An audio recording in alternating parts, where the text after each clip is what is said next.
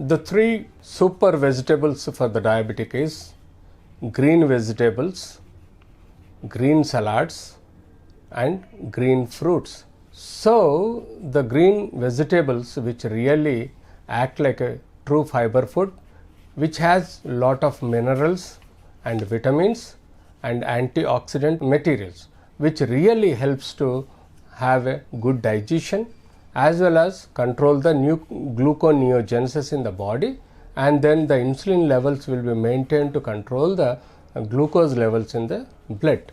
So apart from that, the green salads and the green fruits, greenery fruits really act like a active fibers and antioxidants, as well as the it has a less carbohydrates, so that the green vegetables, green salads and green fruits definitely helps the diabetes to control. Apart from that, you can have a protein food which really, like protein food in pulses or any other non-vegetarian with minimally required food you should have, which really maintains the normal.